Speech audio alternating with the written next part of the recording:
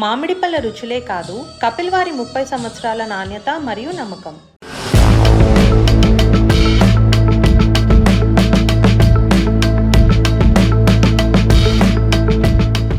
ఇటీవలే అనారోగ్యం నుంచి కోలుకున్న టాలీవుడ్ నటి యాంకర్ రష్మి గౌతమ్ ఇప్పుడు బాలి వెకేషన్కి వెళ్ళింది.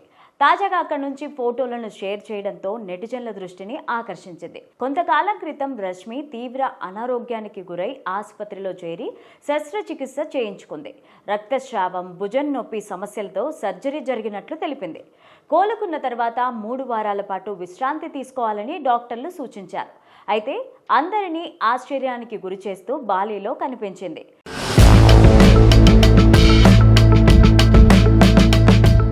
ప్రకృతి అందాలను ఆస్వాదిస్తూ ఆమె షేర్ చేసిన ఫోటోలు నెట్టింట వైరల్ అయ్యాయి. అయితే దేశం మొత్తం పహల్గామ్ దాడి ఘటనతో విషాదంలో మునిగిపోయిన వేళ ఈ విధంగా వెకేషన్ ఎంజాయ్ చేయడం ఎలా సరికాదంటూ కొందరు నెటిజన్లు రష్మి పైన ట్రోలింగ్ ప్రారంభించారు. విరుచుకుపడిన ట్రోలర్స్కు రష్మి గౌతమ్ చక్కటి సమాధానం ఇచ్చింది. 2 నెలల క్రితమే ఈ ట్రిప్ ప్లాన్ చేసిన విషయాన్ని గుర్తు చేస్తూ ఇది తనకు ఎంతో కాలం నుంచి ఎదురు చూస్తున్న పుట్టినరోజు స్పెషల్ టూర్ అని చెప్పుకొచ్చింది.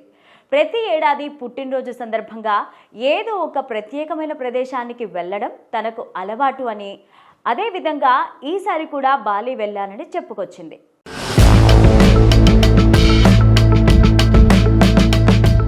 తన ఆరోగ్య పరిస్థితి ఇంకా పూర్తిగా మెరుగుపడలేదని, స్వచ్ఛమైన వాతావరణంలో విశ్రాంతి తీసుకోవడం ద్వారా త్వరగా కోలుకోవచ్చని భావించి ఈ ట్రిప్ కొనసాగిస్తున్నానని స్పష్టం చేసింది. నిద్రపోవడం, నచ్చిన ఆహారం తినడం, ప్రకృతి అందాలను తిలకించడం మాత్రమే ప్రస్తుతం నా డే రొటీన్. జీవితంలో దేవుడు కొన్ని కొత్త పాఠాలు నేర్పించేందుకు వింత మార్గాలు ఎంచుకుంటాడని నాకు అనిపిస్తోంది అని తన పోస్ట్లో క్యాప్షన్ ఇచ్చింది. ప్రస్తుతం బాలీలో ఉన్నానని, అక్కడ సంస్కృతి భారతీయ సంస్కృతికి దగ్గరగా ఉందని చెప్పిన రష్మి ఆ దేశాన్ని ఎంచుకోవడానికి అదే ప్రధాన కారణమని వివరించింది.